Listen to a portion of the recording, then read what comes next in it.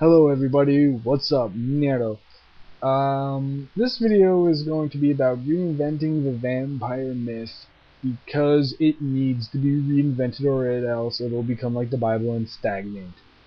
And this video comes about because of the rash of people putting videos up on YouTube, which I have never watched, but just found out from trolling the forum, um, of people burning Twilight books that I assume they buy, which is either means you're either so high on pot that you don't understand that you just wasted about $10 on a fucking book that you don't want and are using it as kindling. What the fuck is wrong with you? Okay, just what the fuck's wrong with you? I'll put an annotation to that video in this video. Um, First off, is it so bad that you reinvent the vampire myth? I mean, the vampire myth, as it comes from Bram Stoker, is about 200 years ago, 100 years ago, 150 years ago. I don't exactly remember when that book was made, but I mean, it's been around for at least 100 years. But people are saying that it shouldn't change, but in fact, when Bram Stoker wrote Dracula, Dracula could walk around in the sunlight, which this is not the original vampire myth, but I mean, it's got to have some basis in the other vampire myths that have come across from around the world. And I think the misconception is from the movie Nosferatu, where Nosferatu walks into the sunlight and explodes because they had to change the book, or change the ending from the book, so they wouldn't be called copyright infringers. And they didn't want to be up to their ass in legal issues. Now, I mean, the vampire myth has been changed a lot. I don't hear these people complaining when they changed it for Blade, where it's a blood disorder. But people are complaining because Twilight, they changed it. I guess it's because it's such a drastic change from the Hollywood take on the vampire, where they couldn't walk into the sunlight or else they'd burst into flame. The one thing that I really don't get about the Twilight vampires is why they sparkle and shimmer and throw off rainbows off of their skin. Like, it's just rainbows off the skin, and I just never got that.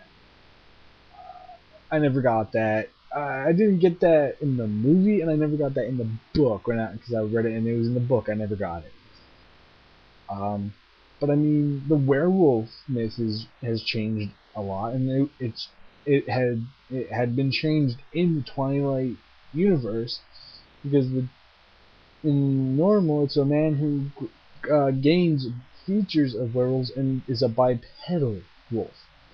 In this, they're four-legged, beastly wolves. That's what they are. But nobody's complaining about the werewolf myth change. And there have been stories like Skinwalkers and Blood and Chocolate where they're not really werewolves. But, I mean, my own character that I write I haven't written about him in a while, is Shinzo Miyamoto, who in the future becomes part werewolf and part vampire. And this is on the heels of Underworld, which the guy becomes the absolute immortal, and I took that and ran with it because in the movie he can only transform into his one form, but in my version of that same kind of myth, he can transform into vampire and werewolf, and then he can turn into his perfect immortal form, which is the form that is similar to the one that's in Underworld, the movie. But I mean, wouldn't vampires, when they have evolved into the perfect predators, I mean, because they draw their victim in, as Edward puts it in the book. They draw usually the victim into them to devour them. But I mean, the vampires are strong, and I mean, if you, and Edward and his family are not the only vampires ever to actually only partake in animal blood. A good example of that is Angel, who's from Buffy the Vampire Slayer, and from his own series, Angel. He feeds on non-human blood. But he has that whole dichotomy of him because he's a vampire with a soul, with that kind of thing. And some people will say that you can't be a vampire with the soul, because then you're not a vampire. I don't know. That could be possible. But you've got to... You have to draw a line where you're gonna get pissed off about vampire myth changing. You've gotta change. You gotta put a line.